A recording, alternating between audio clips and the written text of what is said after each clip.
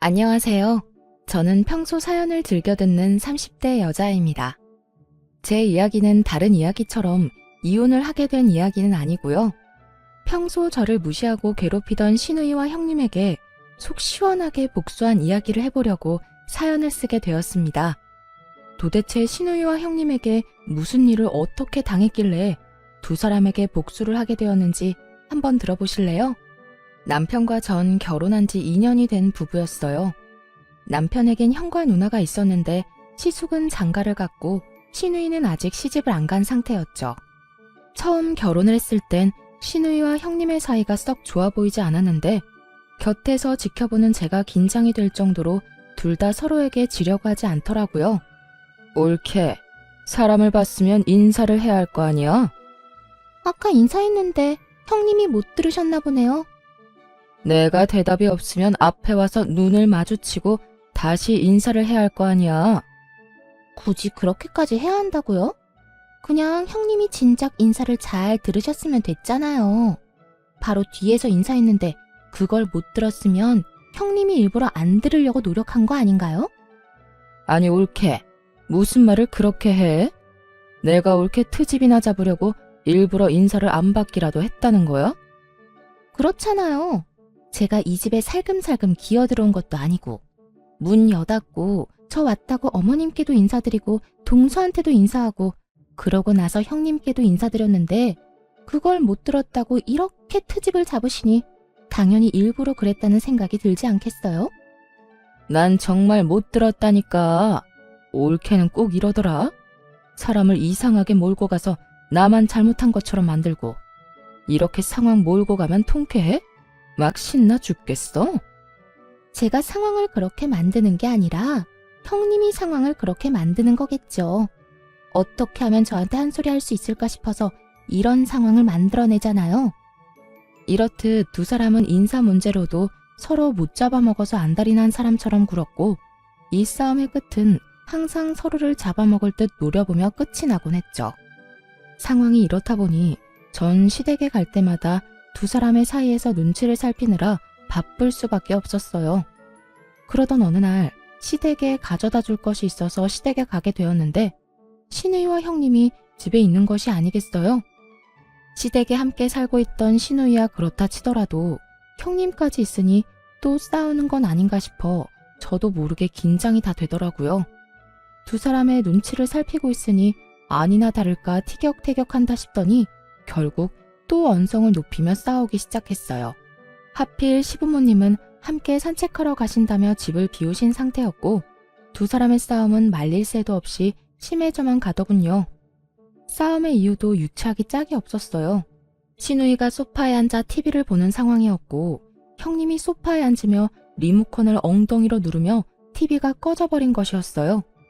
그것을 시작으로 불이 붙은 싸움은 걷잡을 수도 없이 커져버렸던 것이었죠. 옳게. 지금 뭐 하는 짓이야? 나 TV 보고 있는 거 안 보여? 이게 무슨 경우 없는 짓이야? 형님, 제가 일부러 그런 것도 아니고 앉으려다가 실수로 눌린 걸 어떻게 해요? 실수긴 하지만 어찌 되었든 죄송하네요. 그게 죄송하다는 사람의 태도야? 말투, 표정, 어느 것 하나 죄송하다는 사람의 태도가 아니잖아.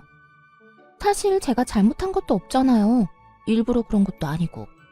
정말 실수로 그렇게 된 건데 무릎이라도 꿇고 빌어야 하는 거예요? 그걸 바라는 거예요? 그런 뜻이 아니잖아. 아무리 실수라고 한들 옳게가 한 행동 때문에 내가 피해를 봤으면 적어도 진심 어린 사과 한마디 정도는 해야 하는 거 아니야?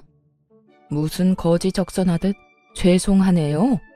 내가 무슨 거지야? 그딴 식으로 사과를 던져주게? 아, 진짜. 형님, 또 시작이에요? 또 저한테 트집 잡고 뭐라고 하는 거. 정말 궁금해서 물어보는 건데 저한테 도대체 왜 이렇게까지 하세요? 왜 저만 보면 못 잡아먹어서 안달이냐고요? 내가 진짜 기가 막혀서? 내가 또 언제 옳게를 못 잡아먹어서 안달이었다고 이러는 거야? 시누이는 화가 머리끝까지 난 듯 보였고 형님 역시 별반 다르지 않아 보이더군요. 이 일을 어떻게 해야 하나 눈치만 살피고 있는데 시누이가 저를 보더니 갑자기 잘잘못을 가려달라고 우겨대기 시작했어요. 작은 옳게, 옳게가 말해봐봐. 지금 이 상황 내가 과하다고 생각해? 아니지. 지금은 큰 올케가 잘못된 행동 맞잖아. 신우이는 대답을 강요하듯 물어오고 있었고 그 상황을 지켜보던 형님도 저에게 본인 편을 들어달라는 뉘앙스로 말하기 시작하더군요. 그래, 동서가 말해봐봐. 처음부터 다 지켜봤으니까 잘 알겠네. 내가 지금 TV를 일부러 껐어? 아니잖아. 나도 모르게 눌려서 꺼진 거 다 봤잖아. 다 실수인데 내가 고개 숙여 사과까지 해야 한다고 생각해? 그리고 형님이 매번 나한테 온갖 트집 잡아서 시비 거는 거 동서도 다 봤잖아. 뭐라고 말 좀 해봐. 양쪽에선 서로 본인의 편을 들어달라 난리였고 전 이러지도 저러지도 못하고 우물쭈물 눈치만 살피고 있었어요. 여기에서 입을 잘못 열었다간 앞으로가 상상 그 이상으로 피곤해질 거란 걸 누구보다 더 잘 알고 있기 때문이었죠. 그렇게 두 사람의 닥달에도 아무 말도 못하고 있는 사이 타이밍 좋게 시부모님이 시댁으로 돌아오셨고 전 재빠르게 시댁을 빠져나올 수 있었어요. 그렇게 큰 고비를 넘겼다 싶었는데 그게 아니더라고요. 그런 일이 있고 난 후 어찌된 일인지 시간이 지나면 지날수록 두 사람의 사이가 돈독해져만 가더라고요. 두 사람의 사이가 좋아지는 건 문제가 될 일이 전혀 아니었지만 두 사람의 사이가 좋아지며 저를 노골적으로 따돌리며 괴롭히는 것이 문제가 되었어요. 딱히 저는 잘못한 것도 없는 것 같은데 온갖 시댁 일을 저에게만 시키기 일쑤였죠. 그날도 마찬가지였어요. 특별한 날도 아닌데 신우이가 급하다며 온 연락에 불이 나게 시댁으로 가게 되었고 시댁에 들어서니 시부모님들은 없고 신우이와 형님이 하하호호 이야기를 나누고 있더라고요. 그렇게 이야기를 나누던 두 사람은 집으로 들어서는 저를 보더니 아주 당연하다는 듯 산처럼 쌓여있는 설거지를 하라고 하더군요. 동서 왔어? 잘 왔다. 일단 주방에 가서 설거지 좀 할래? 오늘 형님이랑 이것저것 해먹었더니 설거지가 산처럼 쌓였네. 보다시피 형님하고 나하고 오늘 네일을 새로 받아서 말이야. 부탁 좀 할게. 그래 옳게. 우리 오늘 내일 한다고 큰돈 썼단 말이야. 손톱 위에 올리기도 많이 올려서 괜히 설거지하다가 기껏 올린 액세서리 다 떨어질 수도 있어서 그래. 그러니까 옳게가 수고 좀 해. 알겠지? 장단이 잘 맞는 두 사람은 손을 들어 보이며 저에게 설거지를 하라고 하더군요. 전 너무 어이가 없어 그런 두 사람을 보며 이렇게 말했어요. 지금 저한테 설거지나 하라고 급하게 오라고 한 거였어요? 두 사람이 내일 한 건 알겠는데 왜 제가 이 설거지를 해야 해요? 여긴 제 집도 아니고 저것도 제가 먹고 치운 접시도 아닌데요. 전 어느 정도 화가 올라온 상태였고 그랬기에 제 말투도 곱게 나가진 않았죠. 하지만 두 사람은 제가 기분이 나쁘든 말든 상관도 없다는 듯 코웃음을 치며 더욱 가관인 말을 뱉어내기 시작하더군요. 옳게. 일도 안 하고 집에서 놀기만 하면 살만 찐다. 그렇게 되면 내 동생이 옳게를 지금처럼 사랑해 주겠어? 이게 다 옳게 생각해서 하라는 거야. 운동도 되고 얼마나 좋아? 그래, 동서. 내가 아버님, 어머님 오시면 동서가 와서 설거지 다 해줬다고 꼭 말할게. 그러면 점수도 딸 수 있잖아.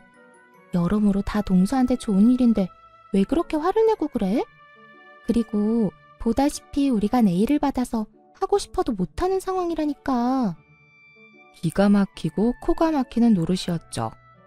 저만 집에서 노는 것이 아니라 형님도 결혼을 하며 집에서 놀고 있었고 신우이 역시 얼마 전 회사를 때려치우고 시댁에 얹혀 살며 놀고 있으면서 저에게 저딴 말이나 하고 있으니 그저 열불이 나는 상황이었죠.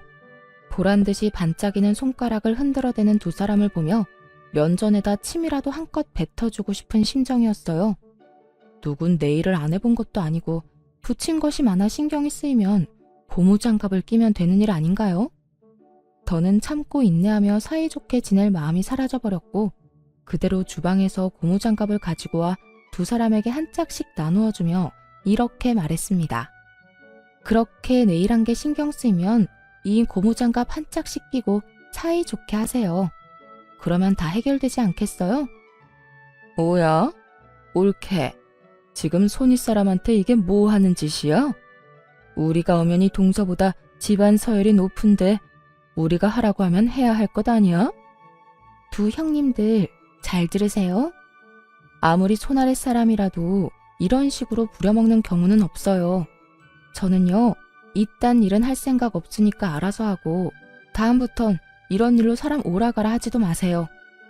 전 노발대발하는 두 사람을 뒤로한 채 집으로 와버렸고 이 일이 시발점이 되어 두 사람은 저를 더 악랄하게 괴롭히기 시작하더군요. 한 번은 이런 일도 있었어요. 당시 전 자전거를 타고 다녔는데 시댁에 끌고 갔던 제 자전거 바퀴에 시누이와 형님이 구멍을 내다 들키는 일도 있었어요. 그걸 발견한 저는 남편을 불러다 모든 사실을 말하며 화를 냈고 남편은 그 자리에서 시누이와 형님께 화를 내는 일도 있었죠. 누나, 이게 다 무슨 짓이야?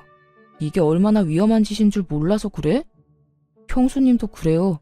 이게 다 무슨 짓이에요? 요즘 초등학생도 이렇게는 안 해요. 이러다 사고라도 나면 어쩌려고 이런 거예요? 서방님, 아니에요. 저희는 아무 짓도 안 했다고요.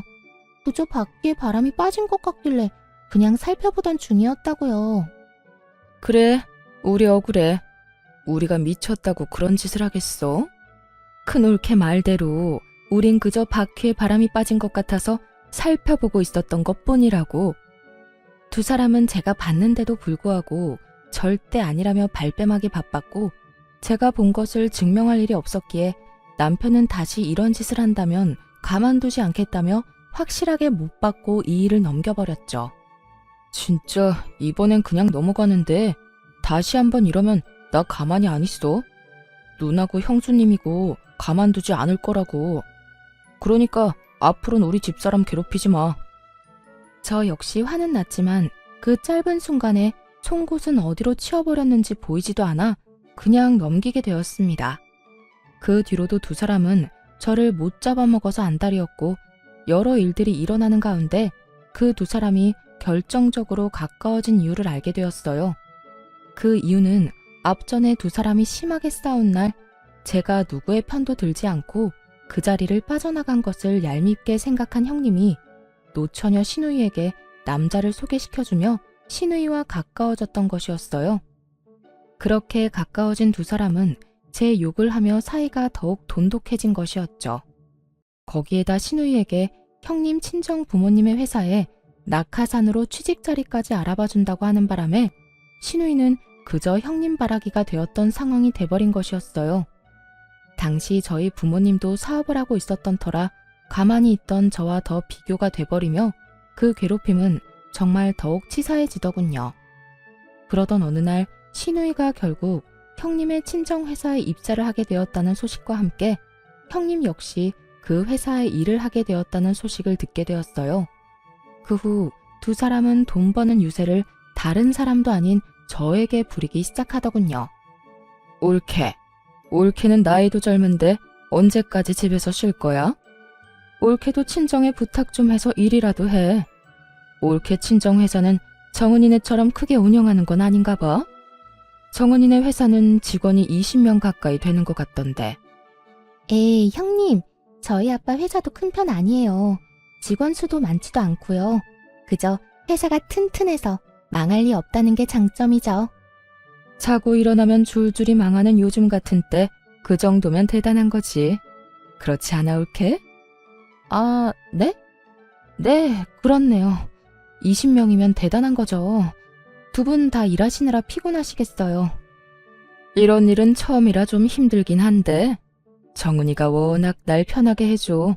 아, 올케는 모르겠구나. 정은이가 우리 부서 팀장으로 들어왔거든. 그 덕에 나는 편하게 회사 생활하지. 아, 정은아, 그러지 말고 네 손아래 동서도 일자리 좀 알아봐줘. 회사에 청소할 사람은 안 필요해? 신우이의 말을 듣고 있는데 정말 치가 다 떨리더라고요. 청소부라는 일을 무시하는 것이 아니라 신우이가 말하는 투가 딱 저를 한껏 무시하는 것이 느껴져 정말 참을 수가 없었어요. 그리고 시시덕거리며 말하던 신우이에게 형님의 대답은 더욱더 가관이었죠. 딱히 필요 없긴 한데 동서가 워낙 청소를 잘하니까 없는 자리라도 만들어 볼까 봐요. 저런 인재가 또 없을 텐데 제가 힘 좀 써서 입사시켜야 하지 않을까요? 역시 우리 큰 올케는 능력도 좋은데 마음도 넓다니까. 작은 올케는 큰 올케 때문에 아무 능력도 없는데 취업까지 하게 생겼네. 고맙게 여겨. 아무리 가족이라도 막 취업시켜주고 이런 거 힘든 거 알지? 이렇게 두 사람은 저를 대놓고 비웃으며 비아냥거리고 있었고 전 머리끝까지 화가 치솟아오르며 결심하게 되었어요. 그 잘난 부모 능력으로 두 사람을 좀 눌러주기로 말이죠. 제가 웬만하면 돈, 부모 재력으로 남을 깔보거나 그런 걸로 남을 누르는 짓은 하고 싶지 않았는데 두 사람 하는 꼴을 보니 도무지 안 될 것 같아 큰 결심을 하게 된 것이었죠. 며칠 뒤 전 형님의 회사로 향했습니다. 제가 회사에 나타나니 형님과 신우이가 저를 보며 또 비아냥거리기 시작하더군요. 동서? 여기까지 웬일이야? 혹시 정말 청소라도 하러 온 거야? 그러게, 혹시 오늘도 자전거를 타고 여기까지 온 거 아니지? 전 그런 두 사람에게 제가 처녀 때 타고 다니던 외제차 차키를 흔들어주며 이렇게 말했어요. 아니요, 오늘은 이 차 끌고 왔네요. 그 차키, 그거 1억 넘는 차 아니야? 동서, 그 차키는 어디에서 난 거야? 친구 거라도 빌렸어? 형님, 동서 보세요. 여기 오느라 외제차까지 빌렸나 봐요. 이게 무슨 일이야? 뭐야, 정말 차 빌려서 타고 온 거야? 꼴에 외제차 탈 거라고 옷도 챙겨 입고 온 거 좀 봐. 두 사람은 저를 향해 계속해서 비웃음을 보내고 있었고 전 두 사람이 그러거나 말거나 그저 지켜보며 누군가를 기다리고 있었죠. 그 순간 형님의 친정아빠이자 회사의 사장이 저에게 불이 나게 다가와 인사를 건네더라고요. 안녕하세요. 사장님과 많이 닮으셨네요. 한눈에 알아봤어요. 네, 안녕하세요, 사장님. 급하게 잡은 약속인데 이렇게 시간 내주셔서 감사합니다. 감사는 무슨, 저희가 더 감사하죠. 이렇게 기회를 주신다는데. 이렇듯 정답게 인사를 나누는 와중에 신우와 형님은 이게 무슨 일인가 싶어 눈을 동그랗게 뜨고 저를 바라보더라고요. 평소 저를 그렇게나 무시했는데 회사 사장님과 이렇게 대화를 나누니 적잖게 놀란 눈치였죠. 전 그런 두 사람에게 모든 사실을 알려주기로 했어요. 아, 내가 말 안 했어요? 이번에 회사에 큰 계약할 수도 있다고 했던 회사가 저희 아빠 회사예요. 아빠가 여러 회사 고민하시다가 여기가 형님 친정 회사라고 덜컥 거래하시겠다고 하시길래 제가 그건 아니라고 이런 큰일일수록 확실하게 알아봐야 한다고 했더니 글쎄 저보고 한번 다녀오라고 하더라고요. 그게 정말이야? 동서 이때껏 아무 말도 안 했었잖아. 작은 회사라고 했었잖아. 그러게. 옳게. 왜 진작 말 안 했어? 그렇게 잘 나가는 회사라는 건 말 안 했잖아. 제가 굳이 말을 해야 하나요? 그리고 저는 저희 아빠 회사를 정말 큰 회사라고 생각해 본 적이 없었어요. 그래서 굳이 말할 필요도 없다고 생각했고요. 이제 아시겠죠? 전 여기에 자전거 타고 청소하러 온 게 아니라 거래 전 마지막 점검차 나온 거예요. 사실 저희 친정아빠는 제법 큰 회사를 운영하고 있었고 전 굳이 시댁에 알릴 필요가 없다고 생각하여 아무 말도 하지 않아 시댁 식구들은 아무도 모르는 상태였어요. 그런데 얼마 전부터 아빠가 새롭게 거래를 시작하려고 하는데 그 리스트 중 형님의 회사가 있는 것 같다며 저에게 물어본 적이 있었죠. 전 그 회사가 맞다고 했었고 아빠는 이왕 일을 함께 하는 것인데 한 달이 건너도 가족이라며 형님네 회사로 최종 결정을 내리려던 중이었어요. 그러는 와중 형님과 신우이가 저에게 청소부나 하라는 말을 해버렸고 그 무시 가득한 발언에 인내심이 바닥이 난 저는 아빠의 힘을 빌려 두 사람이 좋아하는 갑질을 제대로 보여주러 온 것이었죠. 모든 것을 다 알게 된 신우이와 형님은 제 말에 그야말로 얼어붙어 꼼짝도 하지 못하고 있었고 사장님은 미간을 찌푸리며 형님에게 호통을 치기 시작하더군요. 너 이게 다 무슨 소리야? 자전거를 타고 청소하러 와? 네가 정말 이분께 그딴 말을 했단 말이야? 사람을 무시하는 것도 정도가 있지. 이분 네 동서라고 하지 않았어? 그런데 그딴 말을 했단 말이야? 너 도대체 네 시댁에서 어떤 식으로 행동하고 다니는 게야?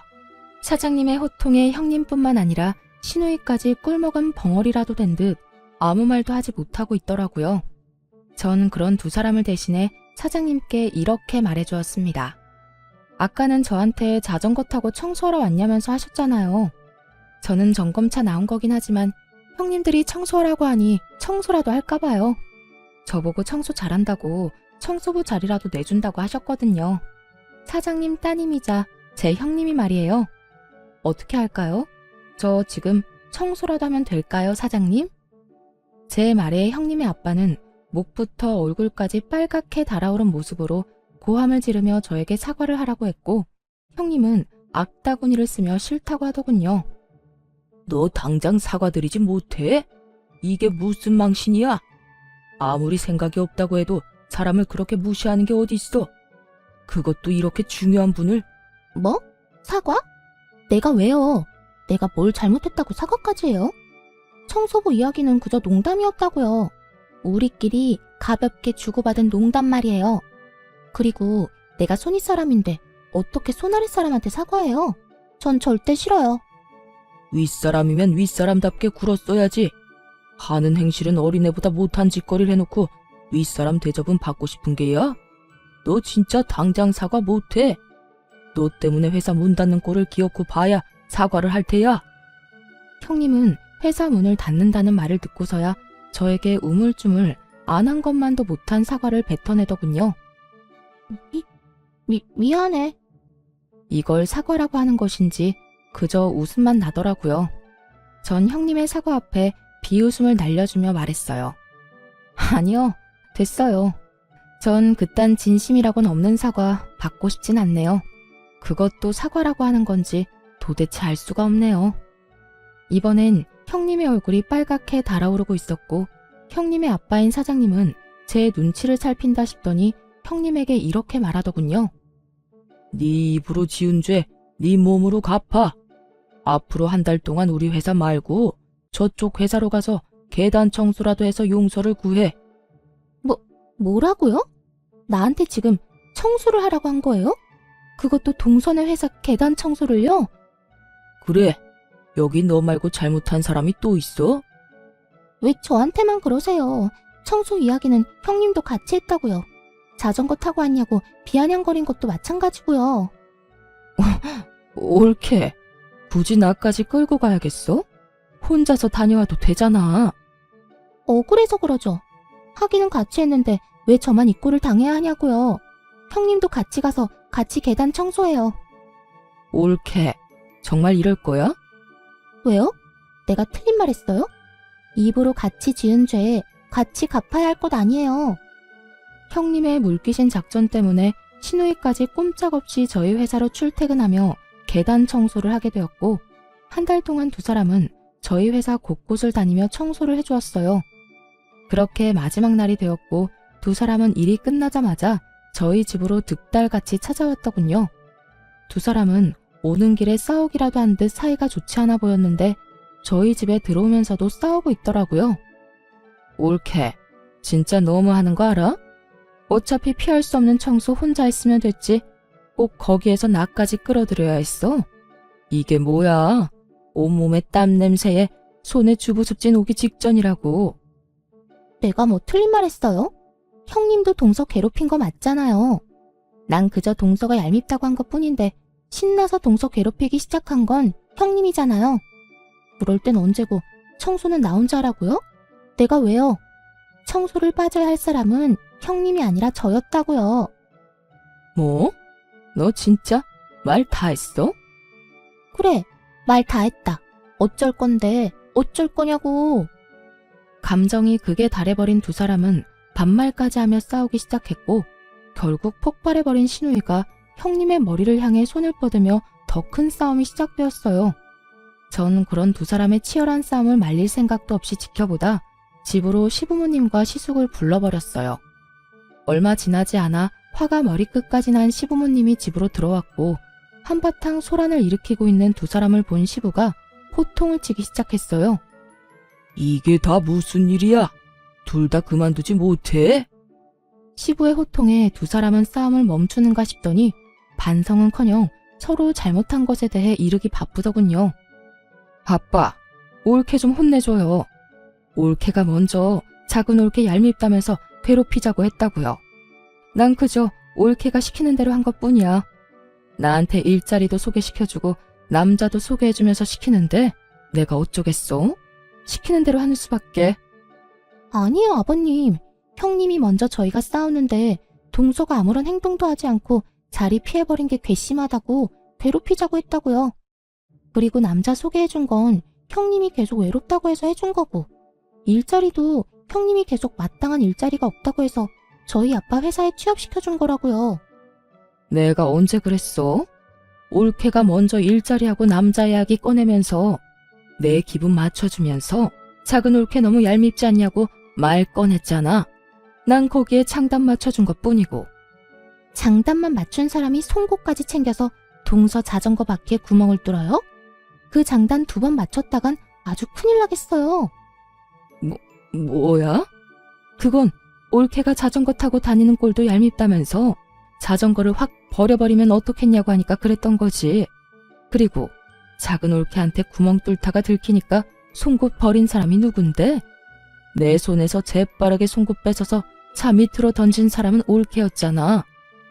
그게 다 형님이 동서는 가진 것도 없으면서 잘난 척한다고 얄밉다고 해서 시작된 일이잖아요. 올케야말로 쥐뿔도 없는 작은 올케 괴롭혀주고 싶다고 했잖아. 못 사는 집에서 자란 주제에 콧대만 높다고 해놓고. 두 사람은 서로의 잘못을 이르는 것에 정신이 팔려 자신들이 한 짓을 스스로 고하고 있었고, 때마침 도착한 시숙이 심각한 얼굴로 이 모든 것을 듣고 있었죠. 시숙과 시부모님의 낯빛은 실시간으로 어두워지고 있었고, 이러한 사실을 전혀 알지 못하는 두 사람은 마주보고 서로 얼굴에 침 뱉기를 이어가고 있더군요. 차마 눈뜨고는 보기 힘들 광경에 시부는 다시 호통을 치기 시작했어요. 그만하지 못해? 얼마나 더 못난 꼴을 보일 작정이야? 너희 잘못은 너희가 다 말해서 잘 알겠고, 말하는 꼴을 보니 스스로도 잘 알고 있는 것 같구나. 그만큼 잘못을 했으면서도 여기 와서 이딴 꼴이나 보이고 있으니. 아빠, 그게 아니라요. 전 진짜 잘못이 없다고요. 아버님, 저도 잘못한 거 없어요. 이게 다 형님 때문이라고요. 둘 다 그 입 다물지 못해? 조용하고 당장 무릎 꿇고 빌어. 얼른! 시부는 결국 두 사람에게 무릎을 꿇고 빌라고 했고, 두 사람은 여전히 반성이란 모르는 사람처럼 왜 그렇게까지 해야 하냐고 따지고 들더군요. 싫어요. 내가 왜 무릎까지 꿇어요? 내가 뭘 잘못했다고. 그래요, 아버님. 저희 반성의 의미로 오늘까지 동선의 회사에 청소까지 해주고 왔다고요. 그런데 무릎까지 꿇으라고요? 싫어요. 아직도 이유를 모른다 이 말인 거지? 그래, 좋다. 큰 며느리는 네 남편이 알아서 할 테니 나는 더는 입댈 것도 없을 것 같고, 너는 오늘부터 집에서 나가거라. 난 너같이 생각도 없고 반성도 할 줄 모르는 딸은 필요 없다. 시부는 반성이란 모르는 시누이에게 집에서 나가라고 선포해버렸고, 시누이는 이런 시부의 말을 받아들일 수 없다는 듯 시부에게 대들기 시작했어요. 내가 왜 나가야 하는데요? 아빠는 왜 맨날 내 편을 안 들고 작은 올케 편만 들어요? 내가 다 아니라고 하잖아. 다 큰 올케가 시켜서 그런 거라고 하잖아. 그렇다고 한들 네 잘못이 아닌 게 돼? 누가 시키든 그런 행동은 안 했어야지. 남의 자전거에 송곳으로 구멍 뚫는 것도 모자라 말로 상처 주기까지 했다고? 얄미워서 괴롭혔다고? 그게 윗사람으로서 할 짓이야? 넌 아무리 봐도 반성이란 모르는 것 같으니 네 잘못을 뉘우치기 전까진 집에 오지도 마. 이제부터 너에 대한 지원도 다 끊을 게다. 시부는 화를 내며 집을 나가버렸고, 그 뒤를 따라 시모 역시 가버리더군요. 그렇게 가버리고 나니 시부모님 뒤에 서 있던 시숙이 모습이 드러났어요. 시숙의 잔뜩 화가 난 모습이 보이자 형님은 눈을 동그랗게 뜨고 그저 시숙을 바라보고만 있더라고요. 그런 형님의 모습에 치가 떨린다는 듯 시숙은 한숨을 크게 내쉬더니 이렇게 말했어요. 잘못한 것이 없어? 누나가 더 잘못했다고? 내가 듣기엔 두 사람 다 도토리 키재기 하는 것 같은데. 여보, 다 들었어? 어디서부터 들은 거야? 어디서부터 듣긴, 두 사람이 서로 잘못한 거 없다고 딱 잡아뗄 때부터 다 들었지. 여보, 내 말 좀 들어봐. 난 그게 아니라 다 형님이 동서는 잘 살지도 못하면서 잘난 척하는 게 얄밉다고 나한테 계속 그래서 그냥 장단만 맞춰준 거야. 믿어줘. 당신이 한 말도 만만치 않던데. 뭐? 자전거 타고 다니길래 재수씨가 못 사는 집안인 줄 알았다고? 재수씨 결혼하기 전엔 외제차 떵떵거리면서 끌고 다녔던 사람이야. 그리고 설사 재수씨 집안 형편이 어렵다고 한들 그런 거 가지고 사람 무시하고 그러면 돼? 뭐? 회사 청소부로 취직시켜준다고 했다고? 당신 정말 이것밖에 안 되는 사람이었어? 사람을 무시해도 유분수지. 청소부가 어때서? 청소부 직업을 무시하는 거야? 난 지금 청소부라는 직업을 무시하는 게 아니라 당신이 청소를 시킨다며 재수씨한테 말하던 그 순간에 당신이 가진 마음가짐에 대해서 말하고 있는 거야. 당신 재수씨를 무시하려고 했던 말인 거 여기 모르는 사람 있어?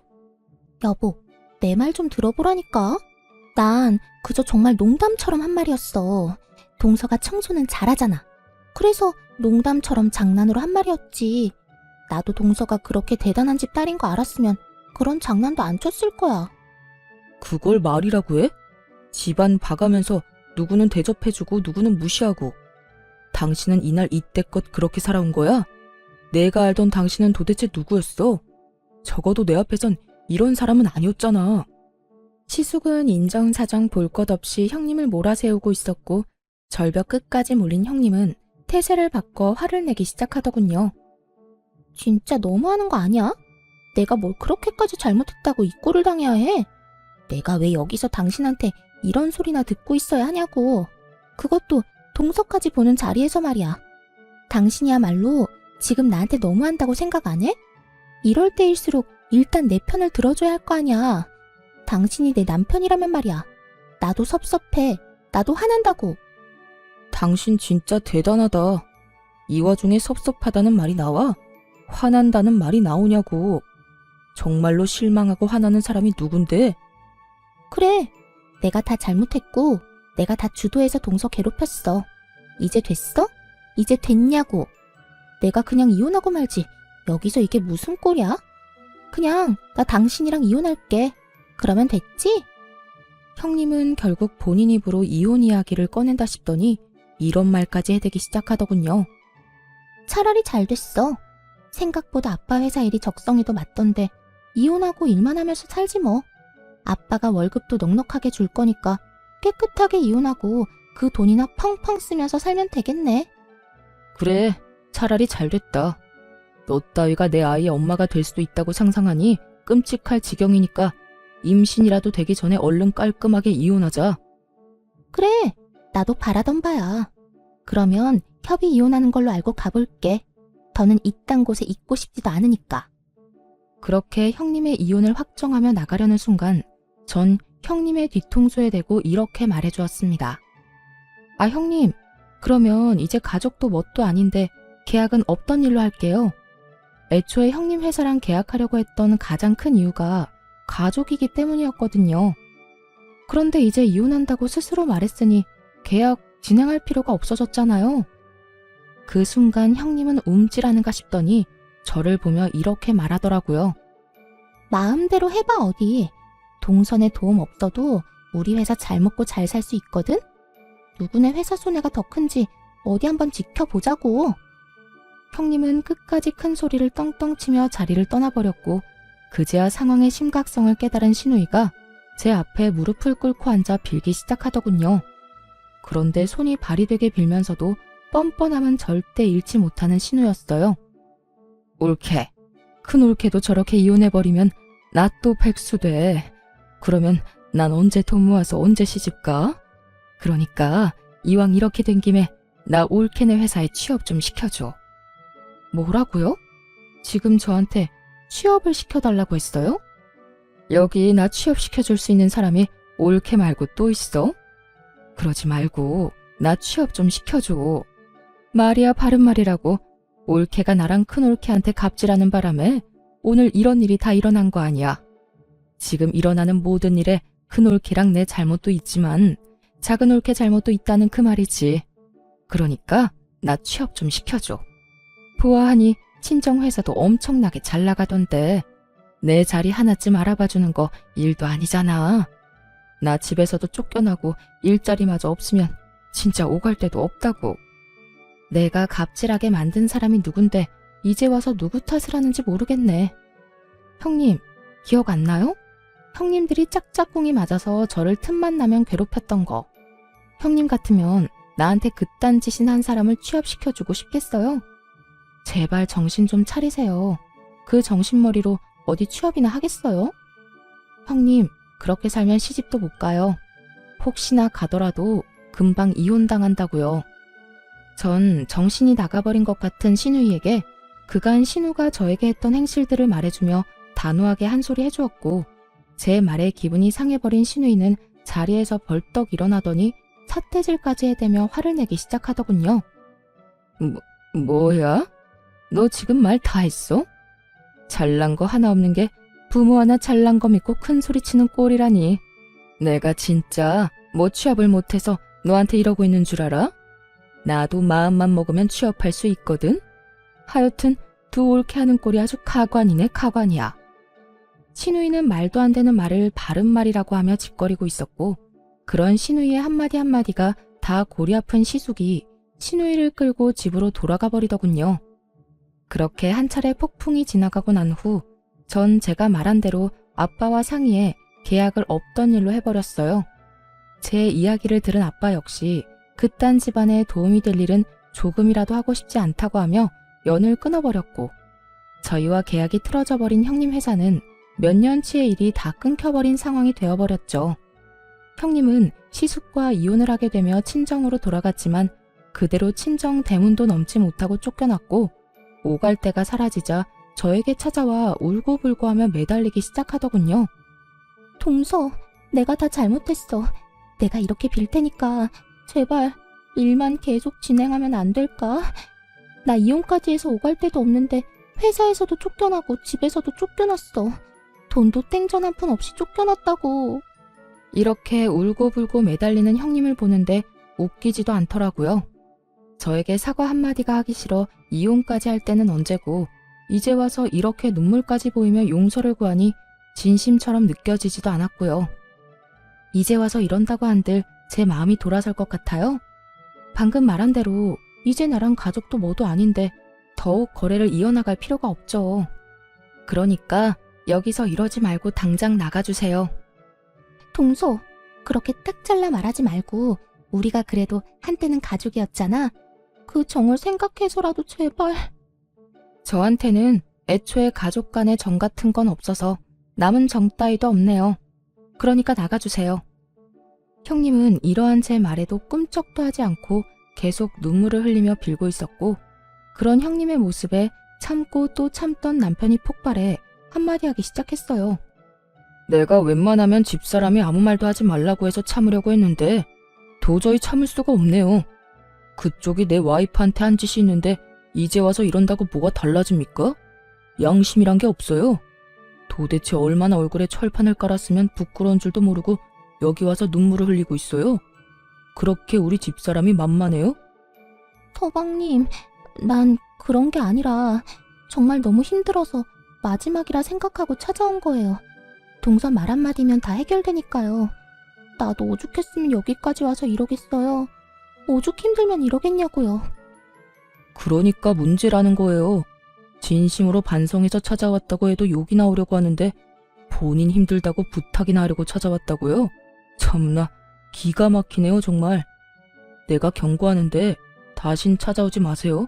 다시 찾아오면 내가 진짜 가만히 있지 않을 겁니다.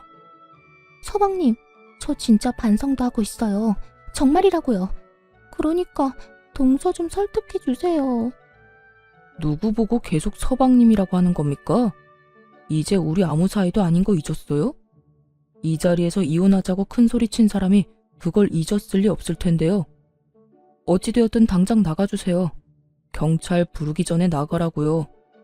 남편은 형님에게 호통을 치며 매몰차게 쫓아내버렸고 그 후론 더는 찾아오는 일은 없었어요. 그리고 남은 한 사람, 신우이 역시 쫓겨난 건 매 한 가지였습니다. 그간 시부모님이 없는 동안 저에게 어떻게 했는지부터 자전거 사건까지 다 알아버린 시부모님은 그날 바로 너 같은 자식은 필요 없다며 쫓아내버렸다고 하더군요. 그나마 있던 돈을 포함해 카드까지 왕창 긁어왔던 신우이는 집 얻을 돈도 없어 그 나이에 고시원이나 전전하며 급히 일자리를 찾고 있다고 하더군요. 일이 마무리되고 난 후 남편은 진심으로 저에게 사과를 해왔고 저는 남편이 잘못한 일이 아니라며 미안해하는 남편을 달래주었어요. 여보, 정말 미안해. 당신이 나서지 말라고 해도 내가 나서서 이런 일까지 겪게 만들지 않았어야 했는데 내가 너무 안일했던 것 같아. 아니야. 당신 잘못한 거 하나도 없다니까. 내가 참을만 하니까 참았던 거고 더는 참지 못한 상황이라 내가 직접 해결한 거야. 당신은 충분히 당신 역할 해줬고 난 그걸로 만족하고 충분히 고마워하고 있어. 앞으로 내가 더 잘할게. 이번에 당신 상처받은 거 내가 살면서 기억도 나지 않을 만큼 행복하게 해줄 거야. 이렇듯 부부관계엔 전혀 문제없이 일을 잘 마무리하게 되었고 전 여전히 남편과 함께 잘 지내고 있습니다. 그 일이 있고 난 후 전 본격적으로 아빠 회사로 출퇴근하며 일을 배우고 있어요. 사원으로 시작해 차근차근 올라가고 싶다는 제 의견에 아빠는 흔쾌히 자리를 내주셨고 차근차근 잘 배워 천천히 한 계단씩 올라갈 예정이에요. 처음 시숙이 이혼까지 하고 신우이까지 집에서 내쫓겼을 때만 해도 저 하나 때문에 시댁이 풍비박산이 난 것 같아 신경이 쓰였던 적도 있었어요. 알게 모르게 눈치를 살피던 저에게 시부와 시숙이 이렇게 말씀해 주시더라고요. 아가야, 네가 뭘 잘못했다고 그렇게까지 눈치를 봐? 이 녀석이 이혼한 거야. 자기 마누라가 잘못해서 이혼한 거고 내가 내 딸 내쫓은 거야. 내 딸이 잘못해서 내쫓은 건데 그런 거 가지고 계속 네가 눈치 보면 우리가 더 미안해진단다. 그래요, 재수씨. 요즘 만날 때마다 재수씨가 괜히 우리 눈치 살피면서 말도 잘 안 하고 해서 우리가 더 미안해지려고 해요. 재수씨, 내가 이혼한 거나 누나가 쫓겨난 거는 다 두 사람이 잘못해서 일어난 일이지 재수씨의 잘못은 하나도 없다고요. 그저 우리가 이런 일이 일어나기 전에 신경 쓰지 못한 게 미안할 따름이에요. 그래, 아가. 이런 일이 일어나고 나니 우리가 너무 집안에 무심했다 싶더구나. 네 마음고생이 심했겠단 생각도 들고 말이야. 우리가 참 미안하구나. 우리가 앞으로는 더 많이 신경 쓸 테니 너도 그만 눈치 보고 예전처럼 편하게 웃으면서 잘 지내보자꾸나. 그렇게 말씀해 주셔서 감사합니다. 저도 앞으로 더 잘할게요. 이렇게 말씀해 주신 덕분에 전 한결 마음이 편안해진 상태로 지내고 있어요. 신우이는 가족이라 어쩔 수 없이 언젠가 다시 왕래하고 지내긴 하겠지만 여전히 가깝게 지낼 생각은 전혀 없는 상태예요. 사람 쉽게 바뀌지 않는다고 반성한다고 말을 하며 그런 척을 한다고 한들 절대 쉽게 변할 사람이 아니란 걸 잘 알고 있으니까요. 전 앞으로도 제 행복, 제 안위만을 위해 노력하며 살아가 보려고요. 물론 친정 부모님을 비롯해 시댁 부모님들께도 할 도리를 하면서요. 저의 사연은 이렇게 끝이 났네요. 제가 시댁일을 겪으며 깨달은 점이 있는데요. 한없이 참고 살라고 하던 예전과는 달리 요즘에 참고 살면 호구된다였어요. 아무리 시댁 식구라고 한들, 아무리 저보다 손윗 사람이라고 한들 아닌 건 아니라고 뚝 부러지게 말할 수 있는 용기 있는 삶을 살아가 보자고요. 저와 비슷한 상황에 부딪힌 많은 기혼자분을 응원하며 저는 이만 물러가 볼게요. 긴 사연 함께 해주신 모든 분 감사합니다.